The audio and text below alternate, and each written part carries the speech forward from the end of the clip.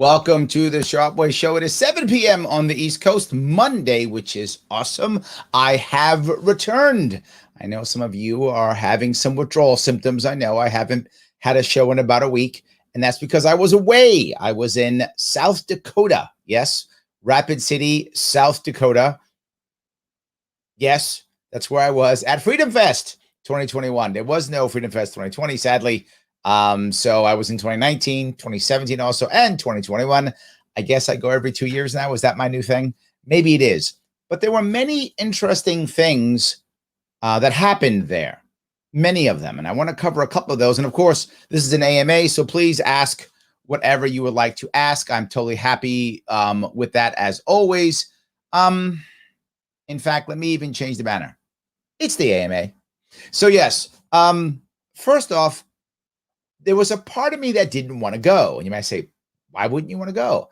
I thought, well, come on, it's South Dakota. It's a small state. It's not a major hub.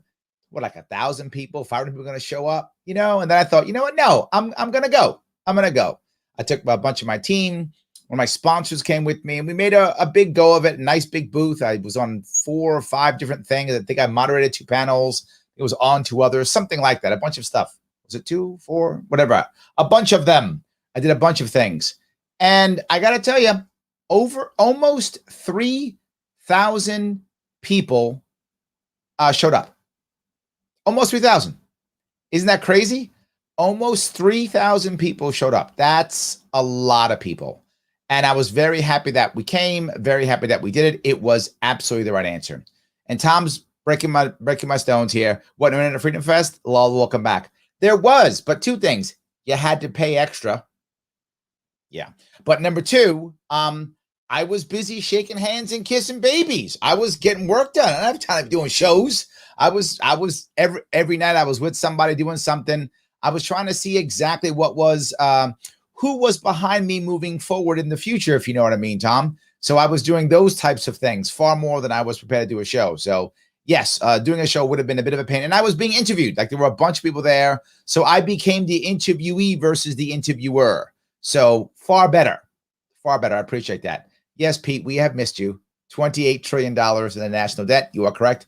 28.5 rounded. So I appreciate that. Shelly, how are you? So happy to have you back here this evening. So yeah, so 3,000 people showed up. Almost. A lot of people. That was great. And we did many different, what, 15, 20, 30, I don't know how many, so many different breakout rooms and sessions, all about things regarding liberty mostly, but not all. Some of things like Bitcoin versus gold and, how to handle, different types of things, that investment strategies, all kind of stuff. But there were 4 of them that I was involved with. And there's a couple, and I'm going to bring these up if I could. 1, the idea of boomers versus zoomers. That was one of the panels that I was on. And this is an interesting one. It was the idea that, are boomers or zoomers more of a threat or a worry and more dangerous to liberty and the freedom? And it was an interesting back and forth. And the worst part is, if you saw it, I didn't know it was going to be a debate. All of a sudden, it's a debate. I mean, like 5 minutes before we go on stage. And me and a woman named Carla, we're both Gen Xers. We had to defend boomers.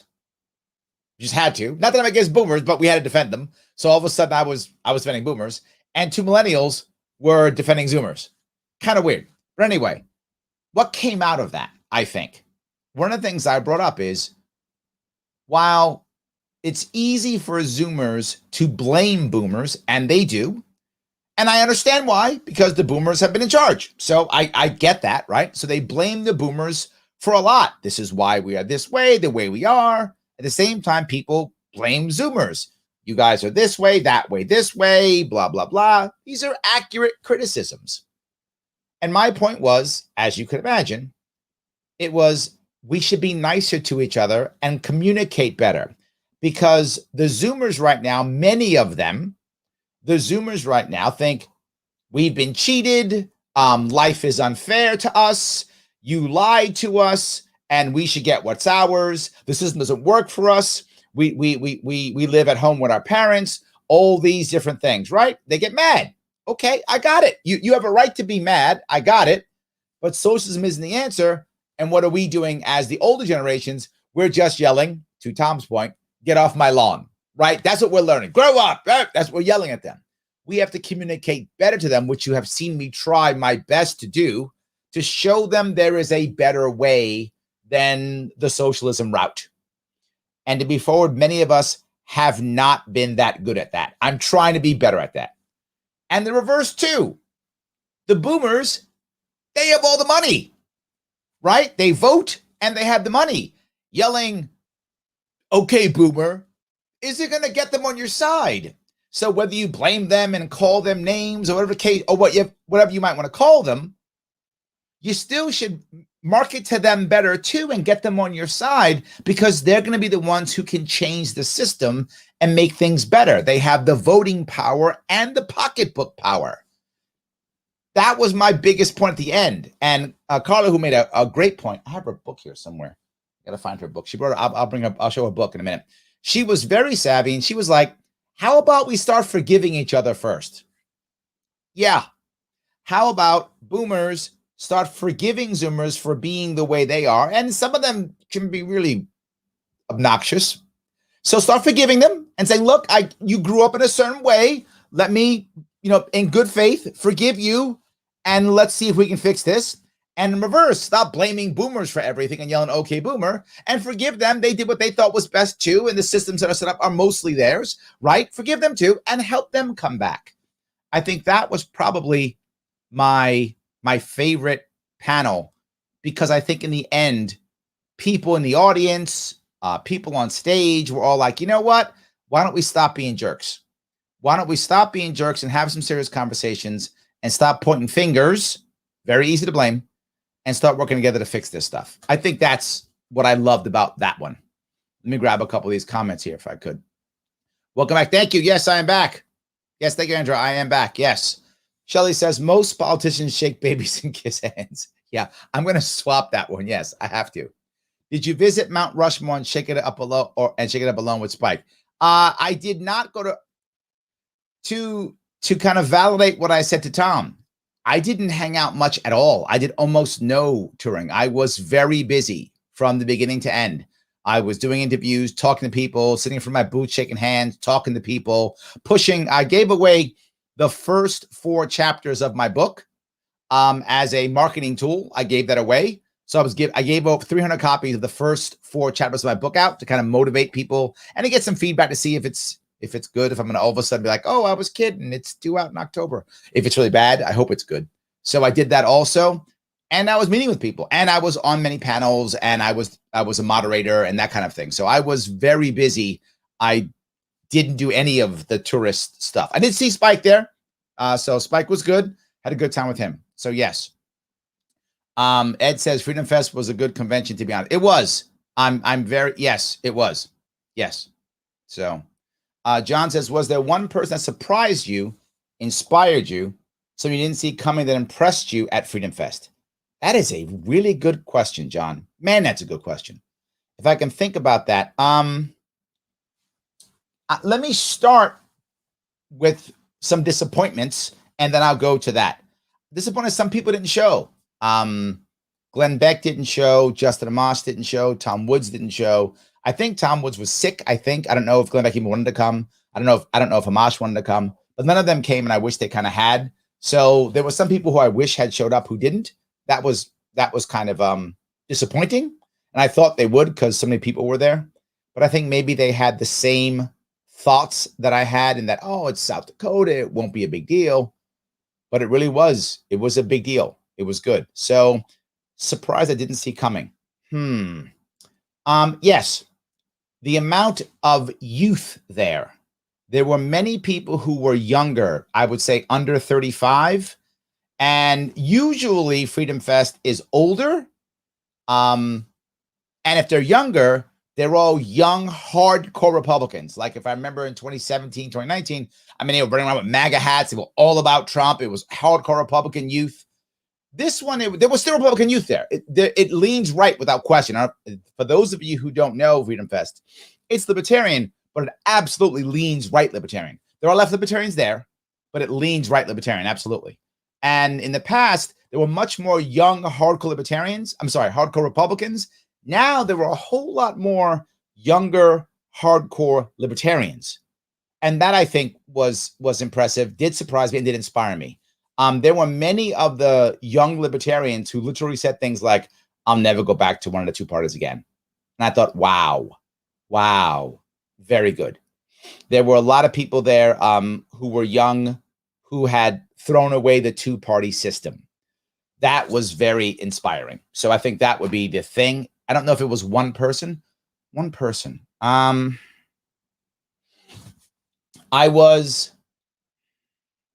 were many of them, but one I was in a panel with was maybe Hannah Cox, who I met her for the first time in person, and she was everything that I hoped she would be. Smart, savvy, people knew her, liked her, and she's very much, saying she's not going back to the two-party system.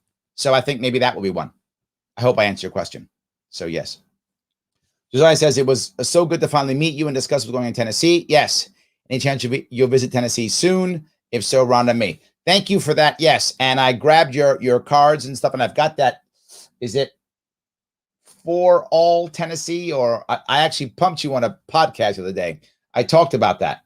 You gave me the card. I'm going to check them out. I am considering trying to see how that works. I think it's For All Tennessee, FORALLTN.org. Did I get that right? That's out of memory, but I think that's amazing. I was telling people that in the past I had considered moving to North Carolina outside of Charlotte, and that was before I ran for office in 2018. And I was so upset about how good it was in North Carolina that I came back and ran for governor to fix my own state. And now, if I move now, I'm considering, where am I going to go? I was thinking Tennessee, so I don't know. So people in Tennessee are like, yeah, come on down. But no, I haven't given up in New York yet. Still have hope. So yes. Gene says, life isn't fair. It's true. The problem, though, is many Zoomers were brought up to believe it has to be, right? You're accurate. You're correct. They were told, just do these things, and then it'll be fair.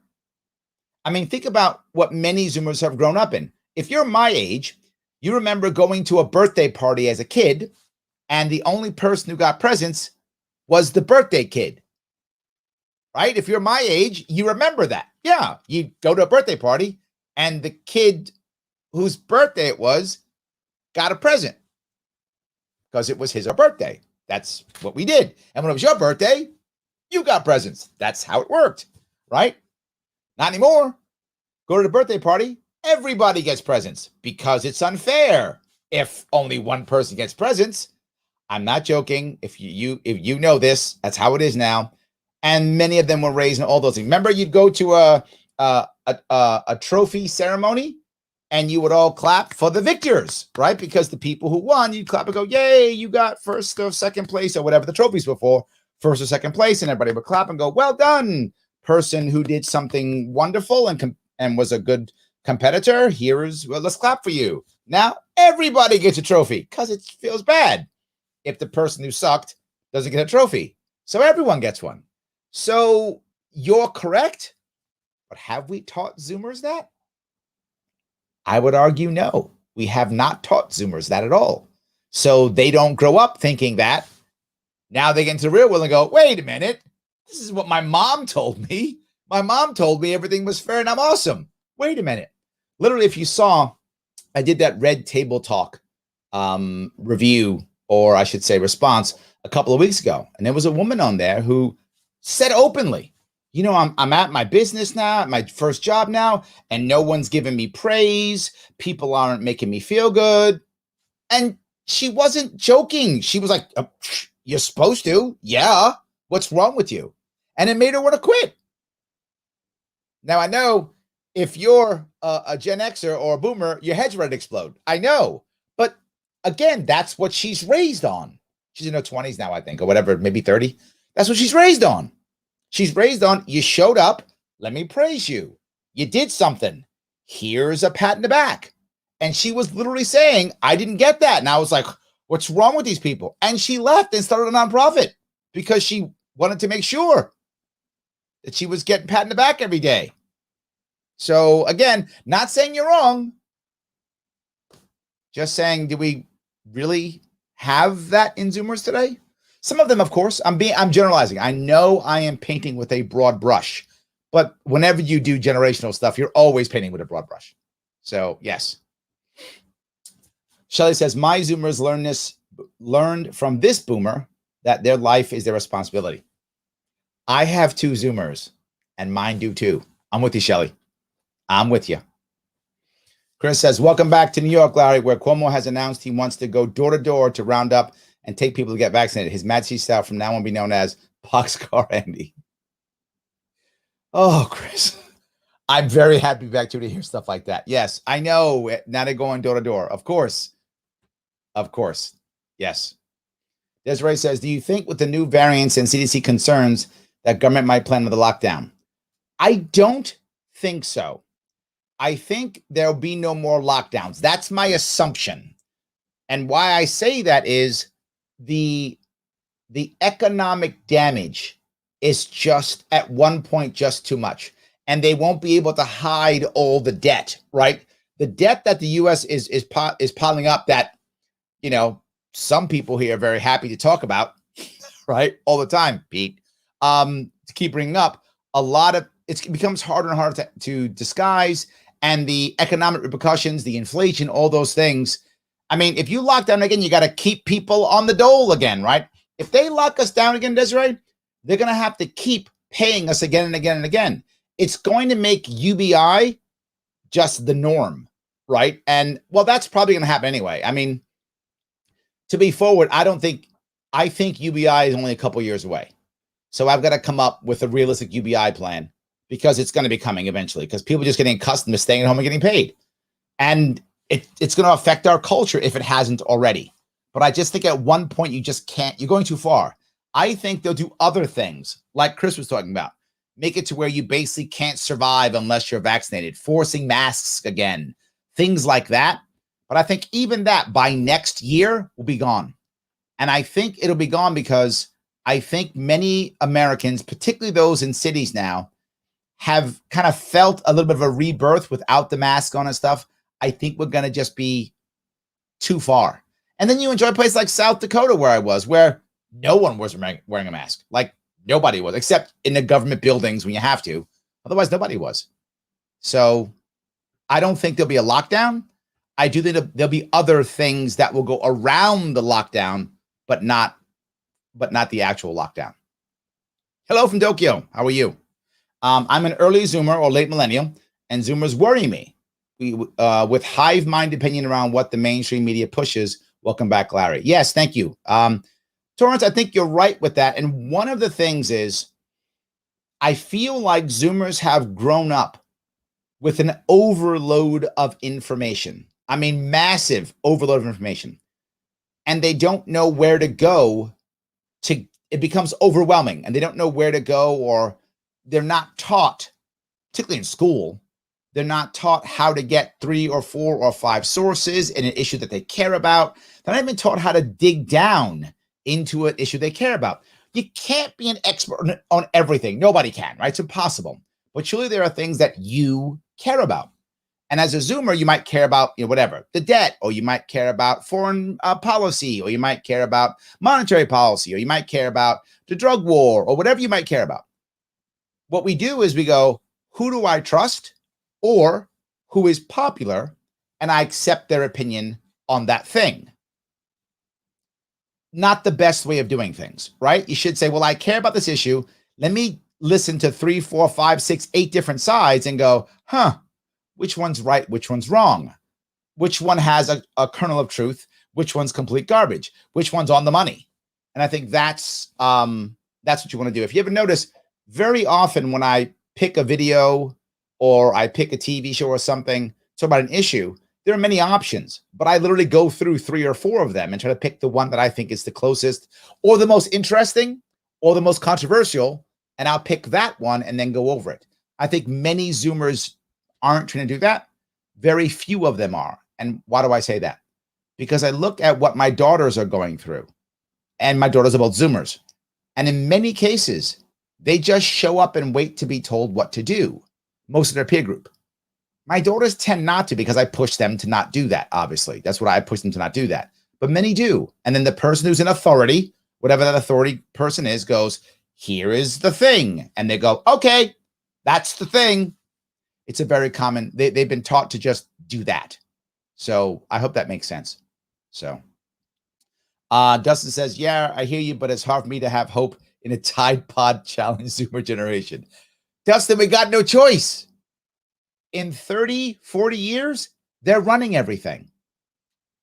So whether you like the Zoomers, hate the Zoomers, don't care about the Zoomers, in 30, 40 years, they're running everything. So we kind of have to have hope. And that was actually also my point. I made a secondary point. While I said I thought Zoomers could be a potentially more dangerous to liberty, they're also the most important to liberty. And the best part is they're malleable. You can turn them. What most Zoomers actually want, they don't actually want socialism. They want an answer that they think will solve their problems. They've been taught that answer is socialism. If we can show them the answer is actually liberty, they'll go along with it. If we can show them.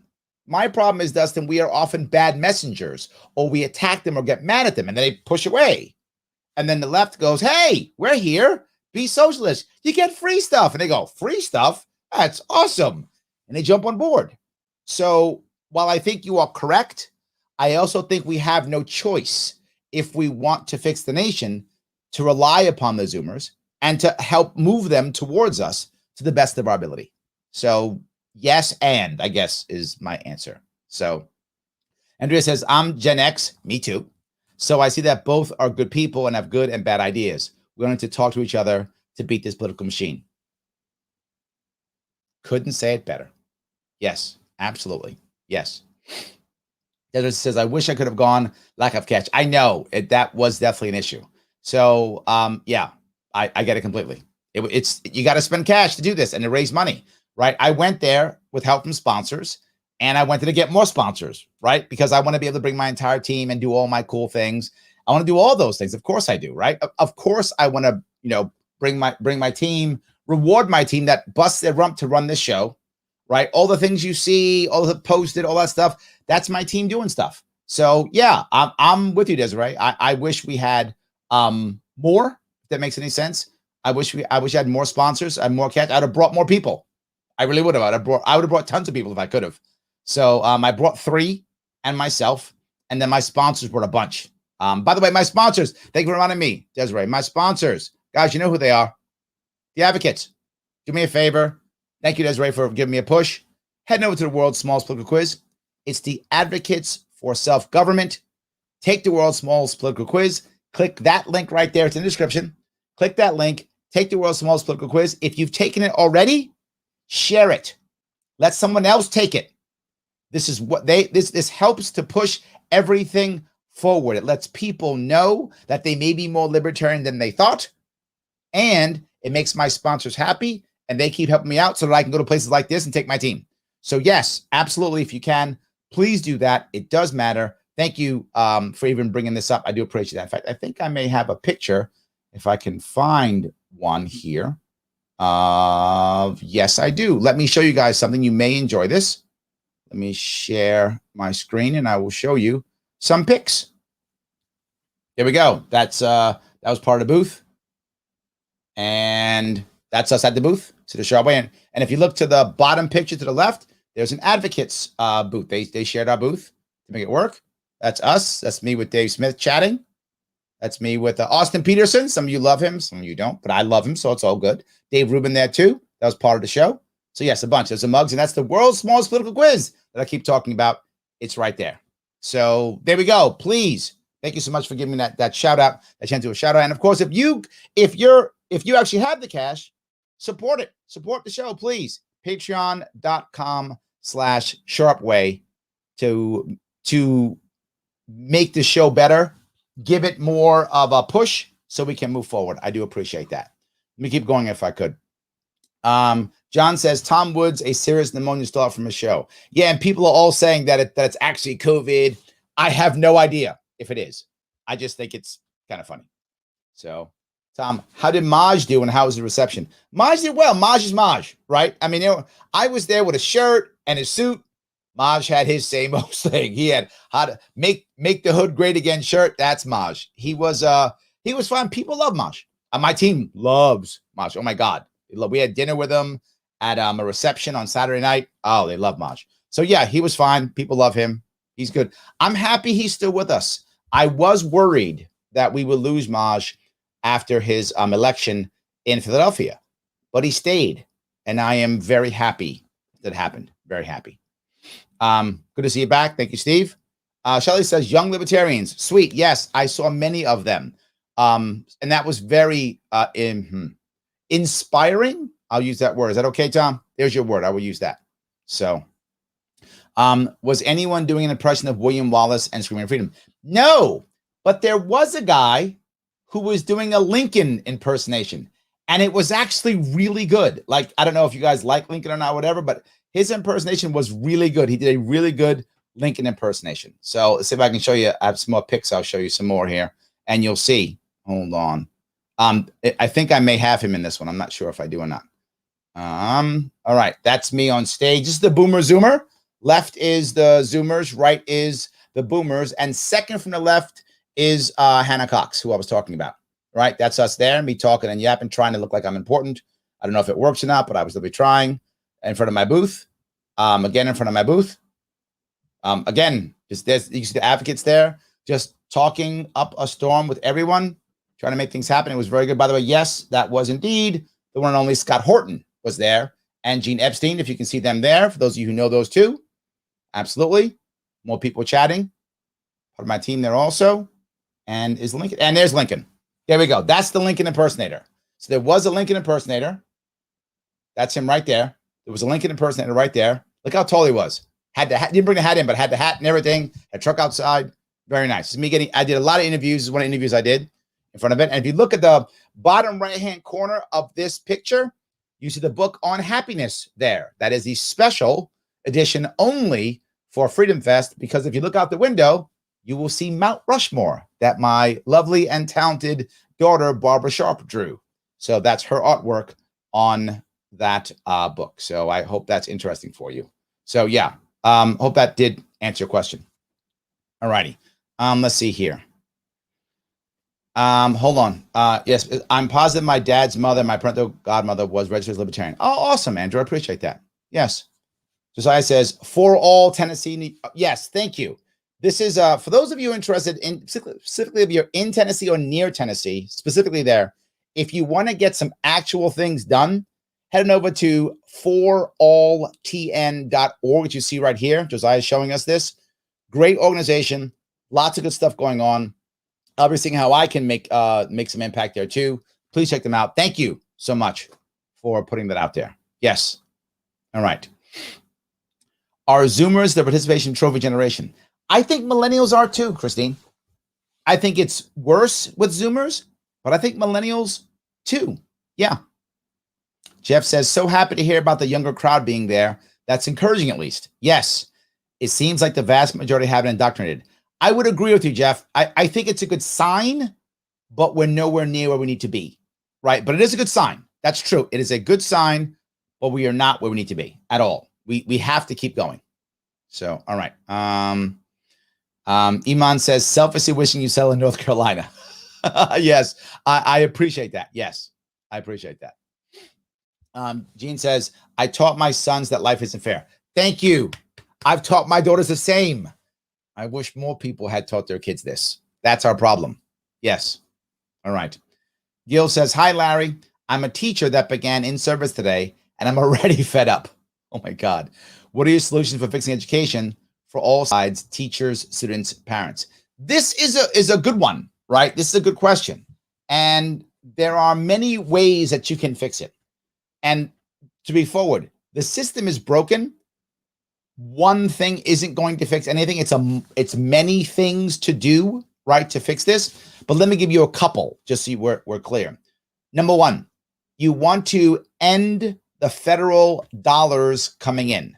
That is a critical thing you have to do. Now, the hard part is for certain states, that's a lot of money.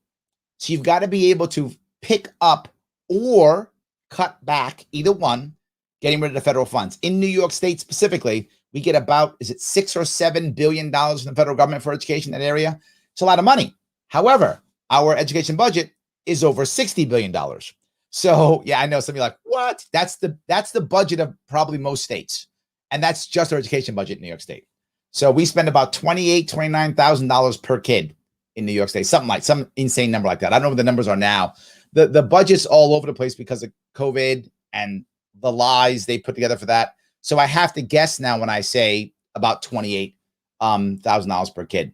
But that's the first thing. Why does that matter? You might go, well, Larry, it's extra money. Why does that matter? Several reasons. You might ask yourself, why in the world do we not have things like civics in most New York State schools, right? Why is it hard to find, right? Why do we don't have shop or home ec as much as we used to? Why don't we have these types of electives? Why is it harder to find them? Because they're not on the test. And how do schools get rewarded? By their test scores. That's how the money comes in from the state and from the federal government. So now they basically force it to where you have to teach to the test. That's number one. And may say, Larry, is that so bad? Don't we want our kids to know math and reading? We do. That's true. But those standardized tests have absolutely no indication on success in life at all. You could be a great test taker and fail at whatever you do, or be a great test taker and do well, or the reverse, be a terrible test taker and do great or do poorly. There's no indication of that, right? And the odds are you'll fail at certain things and succeed at others, regardless of your test scores. So the scores don't show success at all. So that's step one. I mean, that's part one. It's the second part to this. Schools are also given cash by, guess what else? The amount of kids they put into college. So you got to push kids into college. So what are you doing? What do you need to get into college? Pass tests. So they push more to testing. So it's all about passing a test. Here's the hard part that many of you already know, but most kids don't know, and most parents refuse to accept. Once you get out of school, testing's useless. Testing's useless. I did great at my test. Okay. Can you do the job? No, I can't do the job. And you don't give me enough attaboys. So I'm a crappy worker. I don't care if you're a crappy worker. I mean, I don't care if you're unhappy. Be a good worker. No, I do testing well. I need you to be a good worker. Well, I test well. You're fired. Get out. I can't find help. Let me hire undocumented workers. You wish I was joking, but you know I'm not. Right? So that's another reason. So, of course, what does that mean? You got kids in school who should be in trade schools, and they're sitting in high school learning things like calculus or something or that kind of thing, which they will never use. Here's the harshest part, and for some of you, you're going to be upset.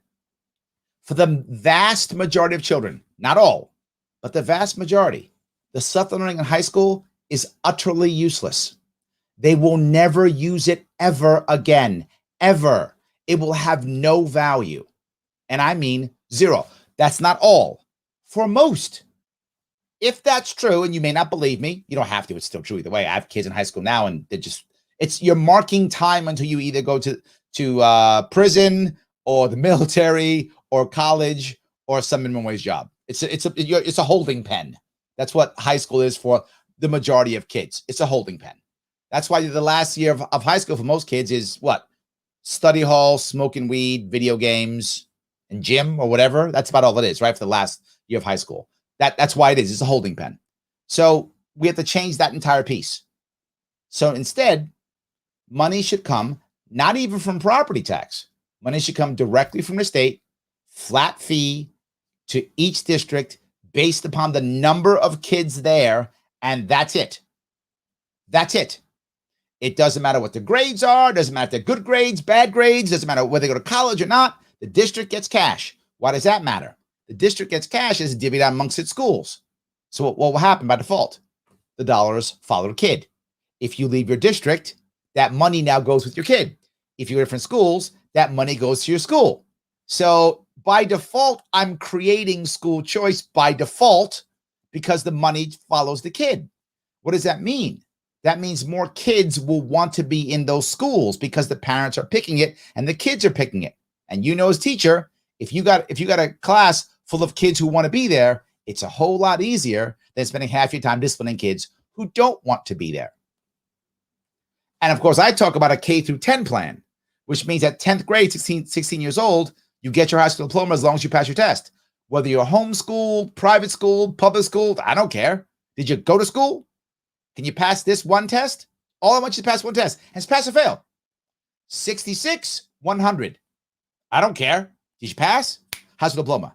Now you got 2 years, do something else. Trade school, prep school, if you want to be a doctor or a lawyer. Like if you want to be a professional, like a doctor or a lawyer, high school should be how you prep yourself to go into those fields, shouldn't it? Because what if you do, and people know this, you take a year of law and go, wow, I don't want law. Law sucks. Learn that when you're 17, not 23. Or I go into biology and realize, I don't want to be a doctor. Okay, great. Learn that when you're 17, not when you're 24. All good. Start that now. That was my whole plan in New York State.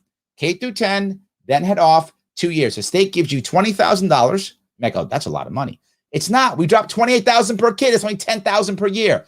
Big saving. $20,000.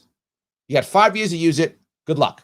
Trade school, prep school, specialized school, associate's degree. If you're that smart kid who can pass all the tests and you're a brainiac kid, why am I holding you back for 2 years? Go to college now. Some kids are that smart.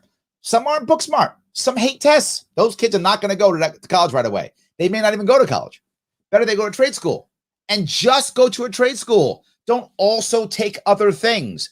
Go to the school that teaches you a trade so that by the time you're 18, you either already have the license, if it's that kind of trade, or at least you're ready to become an apprentice, either one, depending on the trade you pick. How about that? Imagine being 18 years old and able to make money like that. Not a bad deal. And guess what? If you want to, go back to college later. Maybe you spend 3-4 years in the field. You say, you know what? I'm going to go further. Go get a college degree. There are many ways to fix it. Those are a couple of ways you can fix it, right?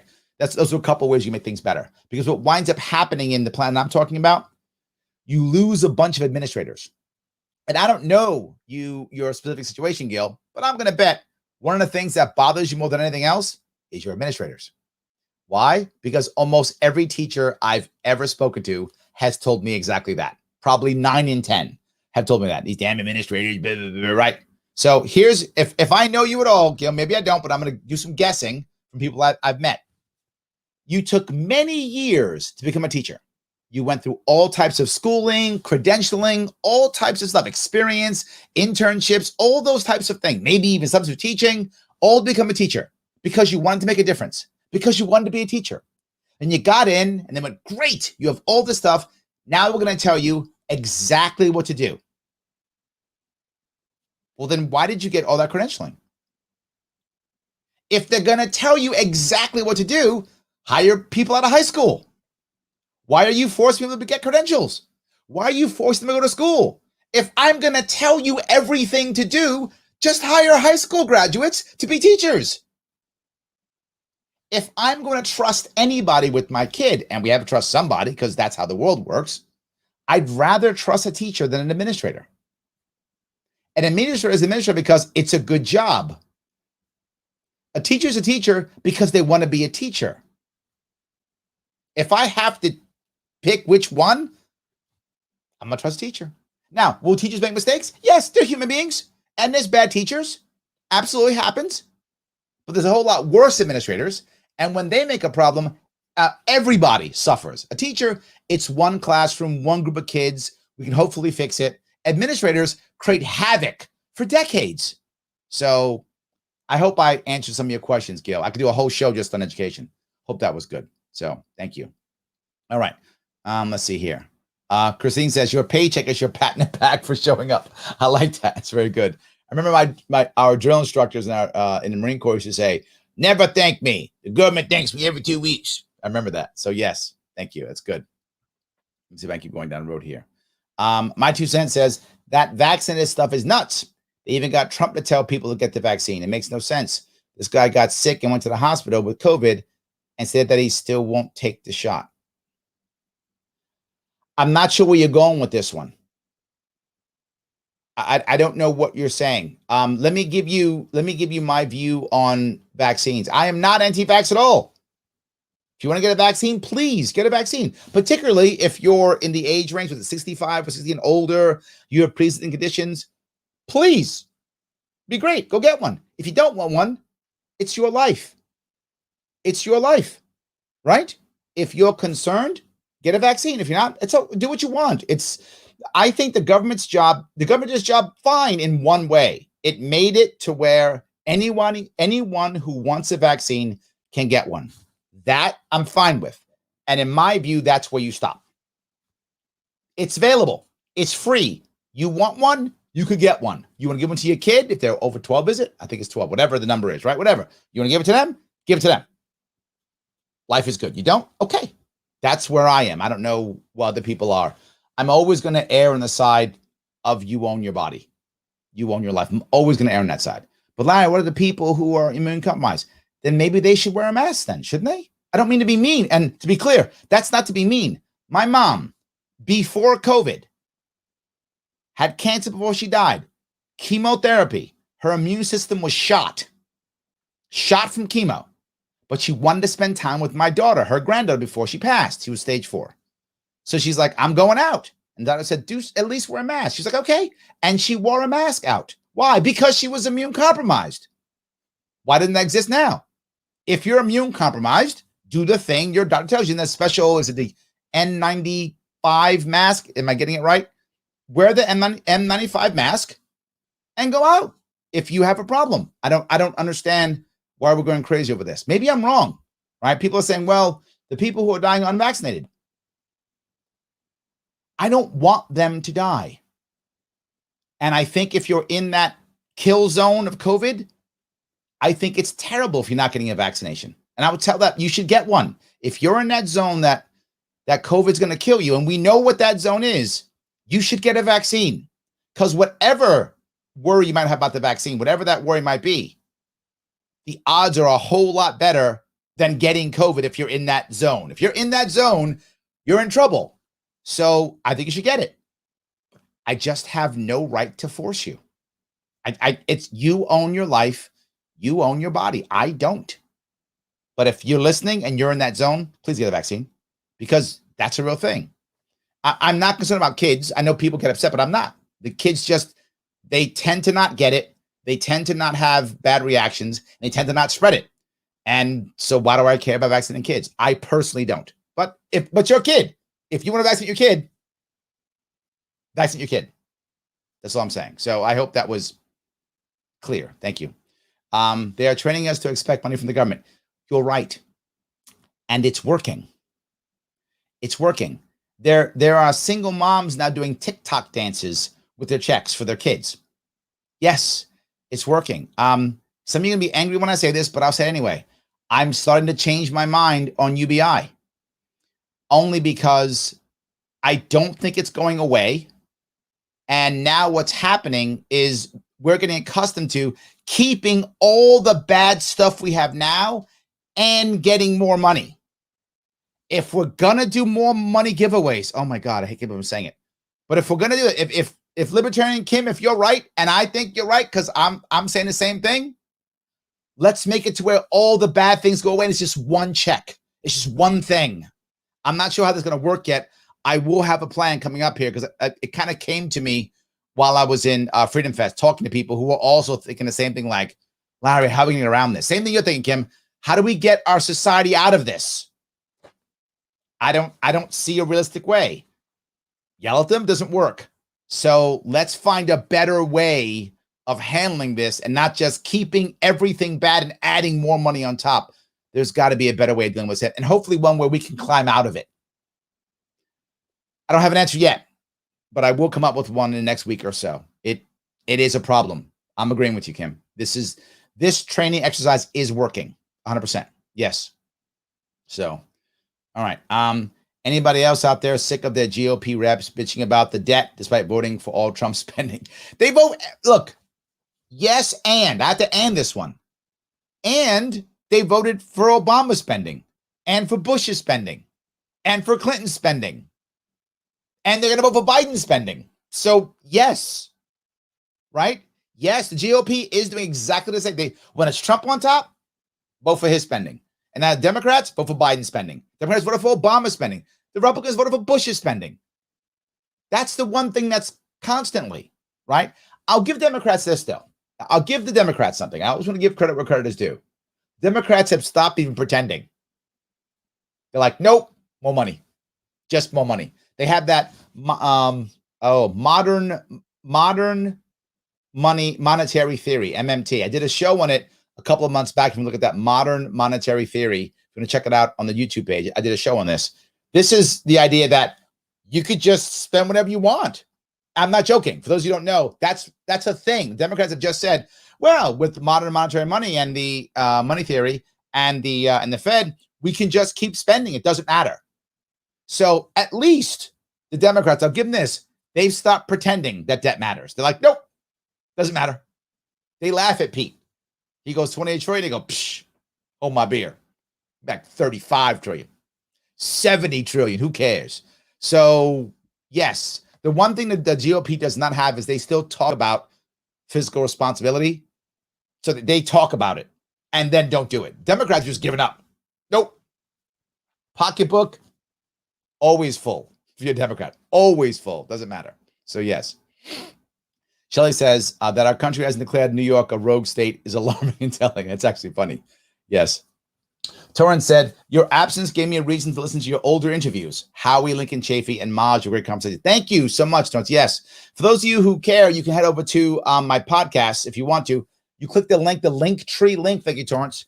The Linktree link in this description will give you ability to look at all my podcasts. You want to listen to them, or you can just go to the YouTube page and go back. You can just search Maj Toure, Larry Sharpe, Lincoln Chafee, Larry Sharpe, and you'll see my older interviews. I've done 2 or 3 interviews with Howie Hawkins. So yeah, please go back. And what I like about Howie constantly is Howie's open. He is a open socialist. He doesn't hide anything. He's like, here's where I am. Here's what we're doing. That's it. And I prefer mask off, Torrance. Mask off. Tell me who you are. Boom. And I do believe that Howie believes his way is best. I think he thinks he's doing the right thing in everything he does. I do believe that. So I actually like him. So yes. All right. MW Knox says, I'm incoming freshman at a university. If lockdowns come back, I might drop out and flee to someone that doesn't have a culture that's hostile to humanity. You know, it's a valid point, right? College is going to have to change coming up. It just is. Right now, to be very forward, and if any of you are going to be upset, I'm sorry, but you know I'm always going to tell you the truth. College right now is absolutely not worth it. 100% not worth it. The amount of money you spend on college for what you get, 100% not worth going. They have to lower the cost of college. And if it were me, and my plan, be a very simple one to make this happen. I would rather there be no government loans for college, but that's never going to pass. Americans still want their government money. We've already discussed this already. So, okay, limit it.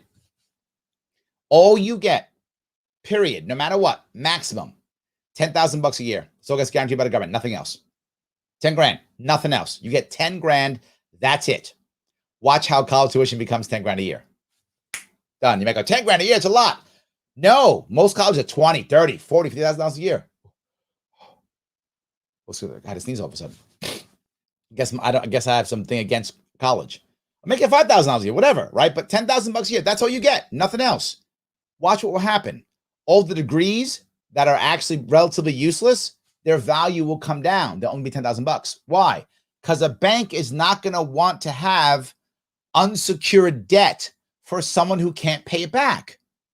So you do that, plus allow people to go bankrupt and get rid of debt. Discharge the debt in bankruptcy. You can discharge the debt in bankruptcy and then limit it to only $10,000 is guaranteed. Anything else, good luck, bank. In which case, banks will only start giving out $10,000 each. That's all they'll give. So if your degree is not a good degree, meaning your degree won't get you stuff, the price goes down to $10,000 a year at max, probably less, because you'll be competing for that now, because all degrees will be $10,000 a year. So you have to complete not only on the degree, but also on the price. There'll be price competition by default. Because now if I get $10,000 and your degree is only $8,000 a year, I got $2,000 for other things, like my rent or my books or whatever the case may be. So everything will begin to change. Now, will some degrees stay expensive? They will. but like engineering and medical and law, because those degrees tend to get you more cash. So the banks will be more happy with you doing that because they know the odds are higher that you'll make more money to pay it back. So the odds of you having more people who have master's degrees in, public administration or something like that, who work at Starbucks now with $130,000 of debt, will go away. So yes, that has to change. College is another disaster education. It's embarrassingly bad. And our answer is give it away for free versus make it better. It's garbage. It's garbage. And if you've gone to college, you know what I'm talking about. Most of it's garbage. So sorry about that. So, all right. Josiah says, thoughts on connecting the co-opting conversations of UBI immigration with the federal income tax repeal. I don't know how you do that. Maybe. I'm open to it. I already had a reparations plan, which I put out last year, which is still good. People talked about that at Freedom Fest like there's no tomorrow. They talked about it. Yes. I'm trying to come up with a plan that doesn't punish people and is limited and doesn't just write a check.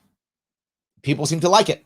So I've got to find the same thing for UBI. Maybe there's a way of getting the income tax to go away too. One step at a time. I can only do one thing at a time. I appreciate that. Yes. All right. So if I can do this here. All right. It's here. Your opinion on what the Mises Caucus is up to now, and did you go to Pork Fest? The Mises Caucus does what it does. Same old thing, trying to move stuff forward. Good on them.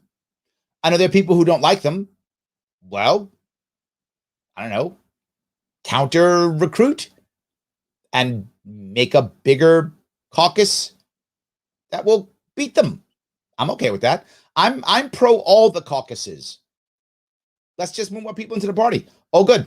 So good luck, Mises. Whatever you do, good luck. And good luck. What's the other one? Cathedral? Is it whatever the other caucus is? Good luck, other caucus. That is fighting them. Good luck to both of you. I hope you all grow like there's no tomorrow and bring thousands of people into the movement. Good. I did not go to Porkfest. I didn't go. Sorry. I tend to go to more mainstream stuff like Freedom Fest. So yes. All right. Let's see here if I can do this here. What's your opinion on the post-COVID new normal? What does it really mean? Normalizing government overreach. Oh, yes. There are several pieces, right? One is cultural, one's government. The thing about government, which you brought up, which is very good, Torrance, is the idea that government overreach, the Overton window has been moved. Really has. Now government can tell you to stay in your home. Because it can tell you to wear a mask. Because it just does. Yes, you'd have never thought that was true before, right? You would have never, but it is. It can tell you, yeah, it can do that. And that's fine. It can do whatever. It can deem you non-essential. I know. Happened to me. It can do all those things.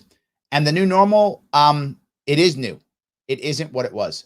You're going to see people scared of each other, worried, and looking much more to government for the answers. Yeah.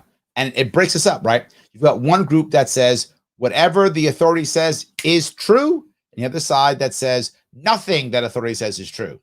And both are wrong. And that's a new normal. A new normal is two groups. Everything the government says is wrong. Everything the government says is right. And they're both wrong.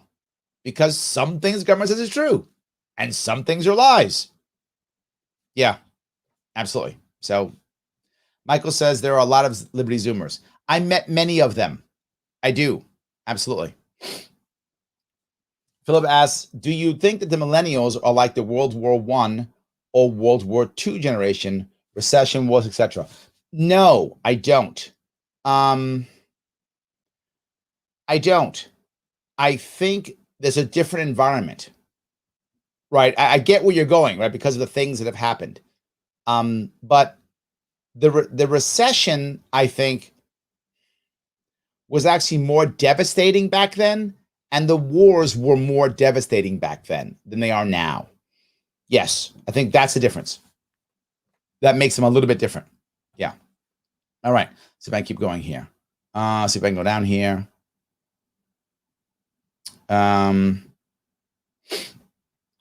Gene says, I'm confused. What age group is a Zoomer? Generally speaking, a Zoomer is someone who was under, I think, 23, 24.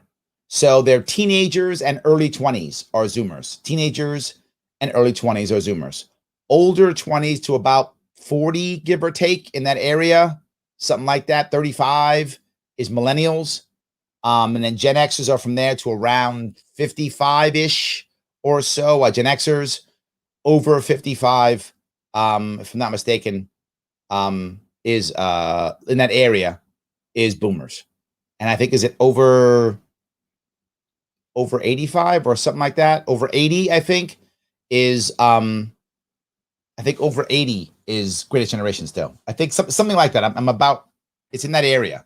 I hope that was clear. You can just Google it and they'll give you the list. And they change, by the way. They change. So it's greatest generation is people born before World War II, right? 1945 and earlier is greatest generation. Born 1945 to 1965, I think, is it about right? Is the boomers. 65 to like 1985, I think, is Gen Xer, and like 85 to like 90, or no, is that right? No, I got it wrong. I'm messing it up. Is it to 80? It was to 80. Maybe it's 65 to, yeah, 65 to 80. Yes, I'm sorry. It's Gen Xer. Then 80 to like 95 or something is like millennial, and like 90. It's like that. Look it up. I'm sorry, I've forgotten. I'm messing it up completely. I apologize, but it's something like that. Yes, there we go. Shelly says boomers were born between 46 and 64. Thank you. There we go. Yes, thank you. Yes, thank you. And now you mess with me. Libertarian math with Larry. Yeah, not going well. Clearly, not going well. I appreciate that. Yes, not going well at all. So let me grab some more of your comments here. I do appreciate this. Tony says, progressives want to get as close as possible to social utopia, and this pandemic puts them there. Stay home and they'll send money. This is a very valid point, Tony. I'm glad you brought this up, right? This has been a boom for socialists. It really has. It's allowed people to get accustomed to stay home and write you a check, right? It really has made them accustomed to it and doing what the government says when the government says so. It has made things better for them. Absolutely. I think it pushed it forward. But so did our last crash. Our last crash did too. The last crash from the real estate bubble made a lot of people, particularly kids who came out of school, in 2008, 9, 10, 11, and 12, they came out to nothing. They came out to a terrible job market. And they were like, I got nothing, man. And then when some of them started to hustle and make some cash by 2020, now it crashed again. Like, I just got a spot. Like, I'm here now. And boom, crashed again. So many of them are like, you know what? No. So I triggered Nate and the Fed. No UBI. I'm triggered. No, Nate, I'm with you, brother. I'm just trying to be realistic. I mean, can we get out of it? If you got a way that we can get out of it, I'm in. I'm not a fan of UBI. I've never been a fan of UBI. But I'm just trying to say, if we're going to go down that road, I don't want to take their version of it. Their version will be far harder than anything that a libertarian can come up with. And the concept is some type of negative income tax. Milton Friedman talked about it. So there is a way to make it more libertarian. And I think we have to, right? We just have to come up with an answer. If we don't have an answer, Nate, they're going to make the worst possible plan they can. I don't want that. Yes. So, yeah. We had that talk about you buying your Green event 2 Thursdays ago. Yeah, I know. Yes. We kind of have to. Yes. Christine says, I'm unvaccinated and immune, having had a bad case. I have the antibodies. Stay with my door. Well, that's my point, Christine. It's not my place to force you, even if I thought you were wrong. I don't think you're wrong. But if I did, so what? I can tell you if I think you're wrong. Christine, I think you're wrong. You should get the vaccine anyway, or whatever. I don't think that. But if I thought that, I have every right to tell you that, and you have every right to ignore me or to agree with me, whichever you think is appropriate. I don't have a problem with them using the bully pulpit to talk about it. I don't. I know people get mad even at that. That does not make me angry. If you want to use your bully pulpit to talk about this all day long, no worries. You can talk about it. The second you start talking about going into people's homes or making vaccine passports, now I start getting concerned, right? That's my concerning piece. That's my problem. So, yes. All right. B. Davy says, hi, Larry, great talk. Do you think we'll see a libertarian society in our lifetime? Depends how old you are. Can we get a more libertarian society in the next 10 or 15 years? Yes, I think we can.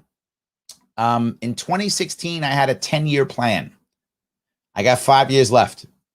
And my plan was supposed to end with there being a libertarian presence at the federal level, right? An elected libertarian at the federal level, whether that be, I would hope president, but obviously that's a tough one, but at least a congressperson, a senator, something by 2026. If we have a really good 2022, then an amazing 2024, I think that can happen. And if we do that, yeah, because, and the reason isn't because that individual will be there and change everything. That's not the reason. The reason is that individual will have a bully pulpit, will be able to talk, and all the things that we talk about here. So the thousands of people who watch this, in a low show, I get what, 2,000 people watching. In a high show, I get 6,000-7,000 total over all of the. I stream this live on like 6 different places. In all the places I stream it, and then over time, that's about what I get. So I get thousands of people, which is nice, but not enough to move policy. But now we get somebody who is elected. They get millions to hear them. Hopefully they have me in their ear. That's my hope. And they get millions of people, right? That's really what I think is going to be the big thing. And people are going, oh yeah, this makes sense. I don't have enough people who are watching the show. I'm happy, lots. Thousands is awesome. It's just not millions. If you want to help, you can. Like, comment, share. See, you gave me a chance to say that. So please, guys, like, comment, share. Get more people to watch this stuff. It does matter. And please make sure you follow me on Facebook and on Twitter at The Sharp Way in case I get canceled, so I can move from Larry Sharp to Sharp Way. So please follow all the Sharp Way stuff. It does matter on YouTube, Twitter, and Facebook. And keep my sponsors happy. Click that link there. Go to World's Smallest Political Quiz. Click it and take it, and then share it. If you've taken it already, no worries. Share it anyway and ask your friends to take it. That is a cool thing they like. It makes them happy. I like it. It spreads liberty, makes people think about what's important to them, and hopefully draws more people to us and makes this show possible.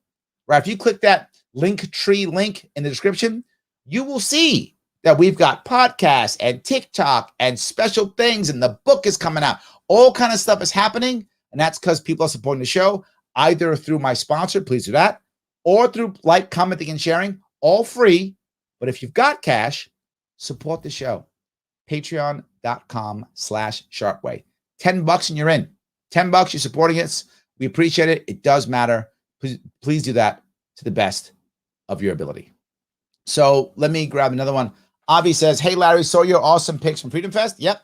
With John McWhorter. Yeah, he's a great guy. The PragerU girl. Yep. Dave Rubin, Austin Peterson, Atheists for Liberty, and Dave Smith. Yes. I was with all of them saying hi, people recognizing me. Absolutely. I'm trying to grab everybody. I'm greedy. Avi, I'm greedy. I want 7 billion libertarians. I do. I can't have them right away, but I want them as soon as I possibly can. So yes, as many as I possibly, I want them all. You are leading the charge in bringing the libertarian utopia. Hopefully, yes. Is there any way to get recordings of the panels you participated in? Yes, actually, that's funny you bring that up, Avi. I applied for them today. Yeah, today I applied for them. And I should get them within 2 weeks. When I get them, I will post them. So you can look at them all if you want to. Absolutely. Yes, I will. So, all right. David said, the school should be run by the neighborhoods. I would say districts. I think a neighborhood might be too small. Depending on your neighborhood, right? I mean, some neighborhoods, yes. But I think districts fine. Isn't that local enough, right? If it's too small, you don't get a good enough cross-section of the world to give your kids the best education. You do want a cross-section of people. So my view, would I take neighborhoods over federal government? Yes, I would, David. But I think, in my view, really the district is a better way of doing it. It gives you a big enough cross section of groups of people and to make better decisions. I like that. In my view, I think that's a better way of doing it. So yeah. My 2 cents says it's sad when companies like Comcast can't find people to answer their phone and do data entry with some troubleshooting. Calls are being routed to India. It's telling. Yes. India and the Philippines. And the Philippines. Yes. Gene says, imagine how affordable college would be if you could just study what you needed for your career. Yeah. Yes. Or I'll go someplace else. What if you just want to go to college to learn how to think? That's not a bad thing. But why does that cost $40,000 a year? That's a $5,000 degree. All you're buying is books and guys and gals to talk with. And maybe you want that. And I don't mind that. But that's maybe $5,000 a year. Maybe less. Well, if you want to do that, because either you're in a position where you don't care about making money, that could be one thing. Maybe you have a wealthy family, or your spouse is wealthy, or whatever, or you don't care. You just like, look, I don't care if I make a lot of money. No worries. I'm not judging you. But why is your degree going to be $40,000 a year? Take literature and all the cool things you want. It's $5,000 a year. You can do it for 4 years. I hope you get a decent job that can pay that debt off. And if not, you'll handle it. Or you'll go back to school for another degree that'll give you the thing that you want to get the cool job you want, if you want the cool job. Maybe you just want to be an entrepreneur and you want to learn about philosophy. I'm okay with that. I'm not judging you on what you think is important. All good. Do what you think is going to work for you. But why is it so damn expensive for degrees that don't produce anything? That's my biggest concern, right? That's my biggest concern. Maria says, fact, I went back to school for my degree and it's a joke. Yeah. My job doesn't ask for homework, tests, or essays. Thank you, Maria. Yes. It's hard trying to get it through the professors that school isn't real life. Yes, yes, and yes. 100%. Totally true. It's not working at all. Yes. All right. Let's see here. John says, your education plan is still genius even after all this time. It's still a better system than what we have. And John, you know what? This is one of the things that I'm most proud of from the campaign in 2018. If you go to my LarrySharp.com page and all my policies, I haven't changed them in 3 years, and they still work. And if we had those policies 3 years ago, we'd have been in a better position in every way, even through COVID. I am validated. Not that people care, because most don't, but I feel better at least. I'm validated. The things that I talked about and put up there, yes, 100%. That's what it was. That's what it was. So I appreciate that. Thank you. 100%. Hi, Larry. Can you interview Larry Elder? Do you have a connection? Bring him on. Sure. Bring him on. If you have a connection, reach out to him. Tweet him. Tell him he's talked to me. Happy to have him on. Happy to have him on. Yes. So, Ryan says public school is literally first and foremost is free daycare. Fight me. I'm not going to fight you because you're right. I'm not fighting you, Ryan. You're right. And I'm not even against that, but be honest about it. Yes. Just be honest about it. I'm not going to fight you at all. You're right. Yes. 100%. So yeah. All right. David says, my old man used to tell me, want in one hand and SH in the other. See what folks up faster. Okay, good. That's very funny. Yes. Very good. So thank you for that. I appreciate that. Yes. Ryan says, I don't get the Lincoln guy. He's an impersonator and he gets paid to do that kind of stuff. So it's like promotion for him. So that's what he does. And he was good. Like he spoke like him. He had the hat like him. He was a good Lincoln impersonator. He was actually good at what he did. I was happy. Tim says, I think Maj is awesome. I agree. I agree absolutely. Libertarian Kim, Maj is awesome. Thank you. Yes.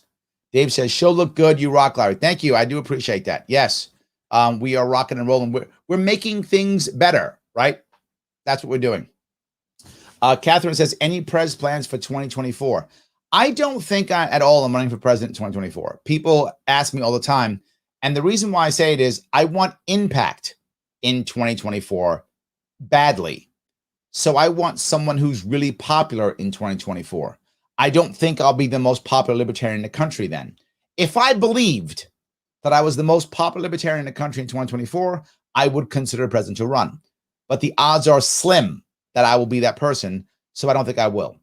Would I be open to a VP slot if the person who was running wanted me? Yes, I'm open to a support. slot in 2024. If the person running would want me as their VP, I would happily do it. But being top of the ticket, I think I would really have to believe I'm the top guy in the country for that. And another reason is if I run for governor and I'm making a decision coming up here in about a month or so, I'll have an actual answer. If I do that, I'm going to spend about a year or so campaigning away from my family. Do I want to do it again right away, right after, to not make impact? It's a tough one. Unless, of course, if I win the governorship, then it won't matter, will it? So if I win the governorship, I'm definitely not running in 2024. So hopefully if I run and I win the governorship, this won't be a question. I'll have to back somebody then, which is fine. I don't mind. But I'm very much concerned about impact in 2024. I want to win some electoral votes. I want to get into major media, and we need somebody who can do that, because what we need more than anything else is for 2024 to be such a great year that in 2025 and 2026, local wins all over the place, right? I can't get a congressperson to win in 2026 if we have a terrible 2024.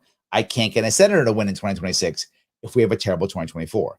We have to have a great 2024. And if I believed that I was the perfect person to do that, I would consider running. But I do not think I'll be that person. I think there'll be somebody else who'll step up by then to be the more popular, more person who get more press, who can make more impact than I can. But if you guys want to help me do it, you can. It's easy. Like, comment, and share. Make me more popular, and I will consider doing it, right? Follow me on all my social media so I can be more popular, and maybe I could do it. But I think that's the key, right?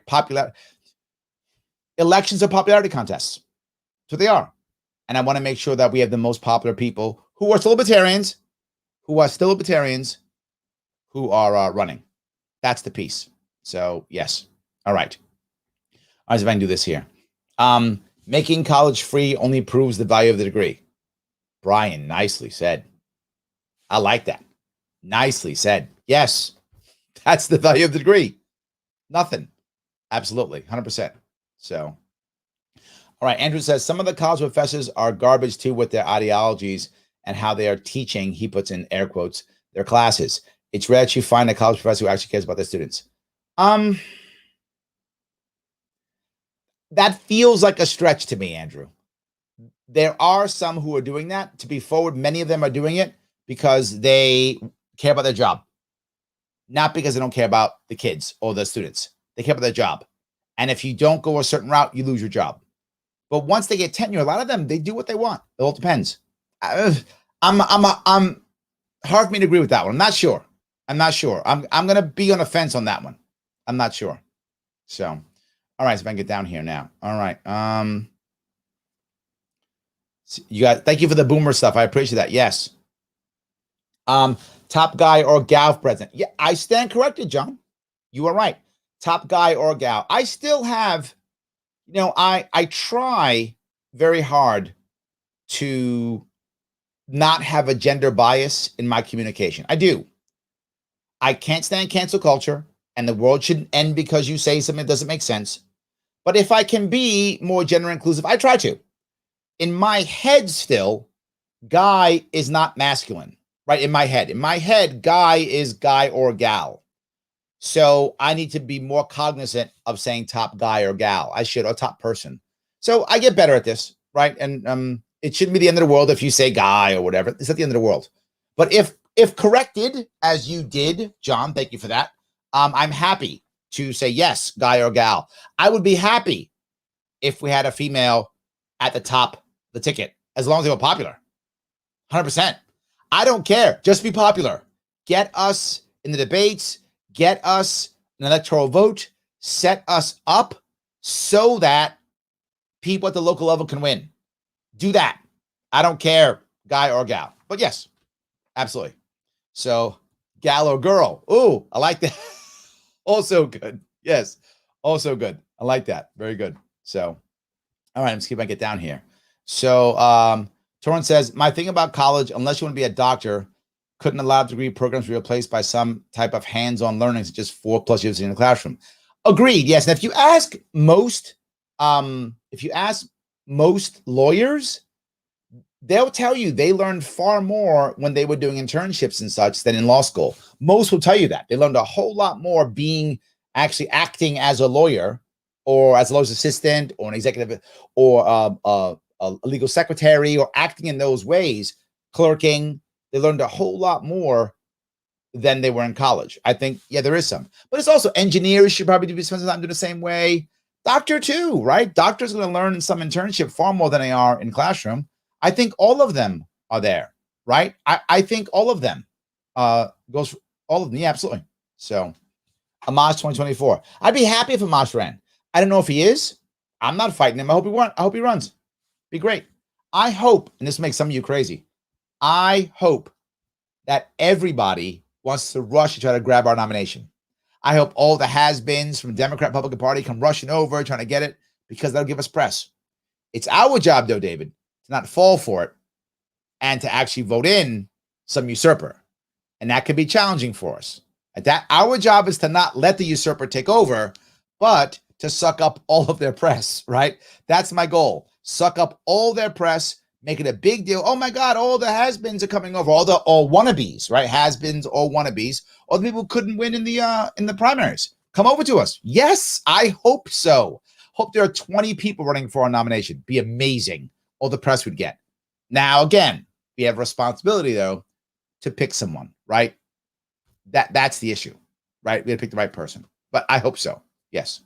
So, all right. Let's see if I can keep going down here. Brian says local wins are the key.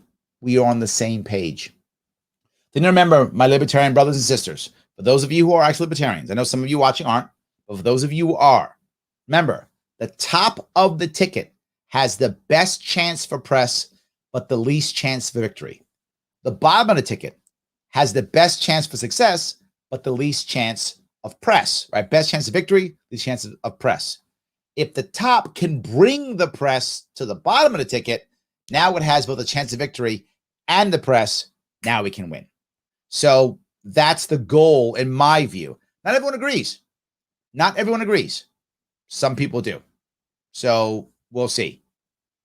John says, either way, you're on fire tonight, Larry. One of your top shows tonight. Seems like Freedom Fest inspired you. It did. It did. Absolutely. Yeah. Brian says, Larry, isn't it interesting that as we get older, our definition of a kid also raises? Yes. Let me tell you my definition of who's old and who's a youngster. If you're 20 years younger than me, you're a youngster. If you're 20 years older than me, you're old. Done. That is, and as I move, that moves. That's it. As I move, that moves. I'm 53. So if you're 74 years old or older, sorry, you're old. If you're under 32, under 32, you're a youngster. That's how I see you. There's a 40-year block, which I decide is like the norm. Anyone outside of my 40-year block, you're a youngster or you're old. Sorry. I know some of you are like, wait a minute, I'm 75. Larry, call me old. I kind of am. I'm 31. You call me a youngster? Yes, I am. You're totally right, Brian. Guilty as charged. Yes, guilty as charged. Absolutely. So that's very good. All right, I'm keep going down here if I can. Spike 2024. A lot of people like Spike. He was very popular there. A lot of people like him. So let's see here. Smith Sharp 24. People like Smith too. He was emceeing a bunch of stuff. He wasn't bad, but there's one way that Smith did struggle a bit. And if you're watching, Smith Events watching, you'll know what I'm talking about here. And Smith, I love you, brother. I'm just telling you there's one way. Smith tends to be a comic who is totally okay with F-bombs and being more blue. He couldn't be that blue in that one. So he was struggling a little bit. He's like, oh, can't drop all the F-bombs now. So I think it was great practice for him, by the way.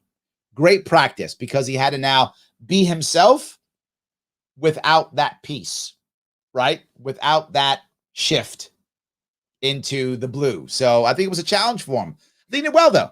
I think he did well. So, yes. Brian says, after Bill Weld, I don't think a recently crossover presidential candidate will get elected by delegates. I hope you're right, Brian. Really do. I hope you're right. I really do. So, all right. Michael says, I'm 31 years old, youngster. Andrew, 5 more years at 32, youngster. That's it. David says, I'm 54 and a half and practically middle-aged. Yeah, you and I are middle-aged, my friend. Exactly right. You and I are absolutely, yes.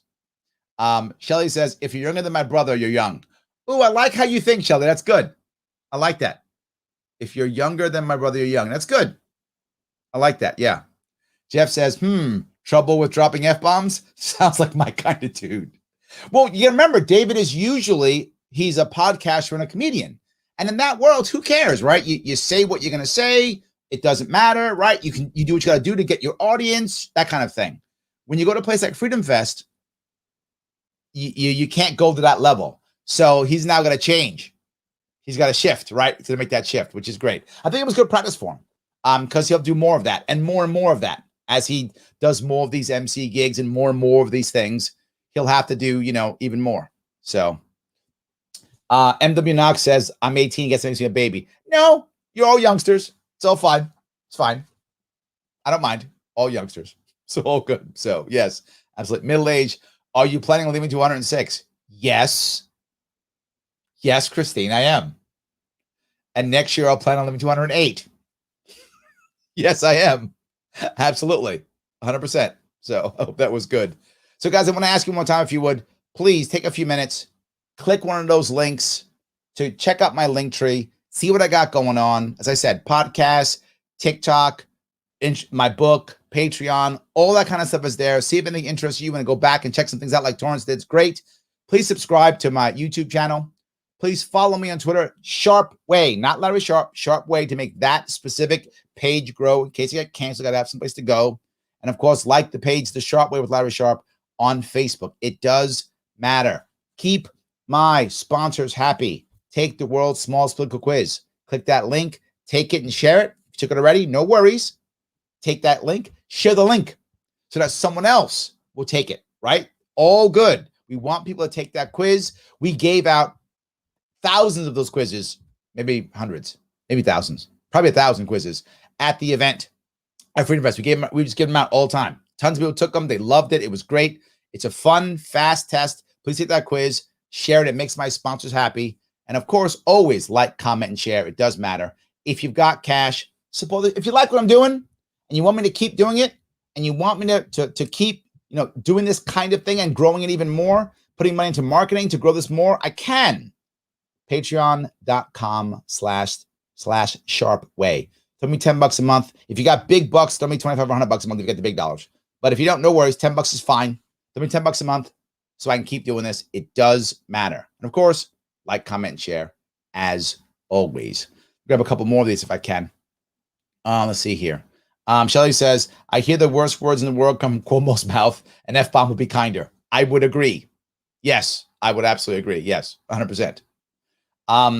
Chip says, I have a dress cowboy hat. Cowboy that I've had 35 years. If you're younger than my hat, you're a kid. Very good. I like that. I love that. There we go. Matt says, I need to know what is considered middle age so I know when to schedule my midlife crisis. I think the midlife crisis isn't actually an age. I think the midlife crisis happens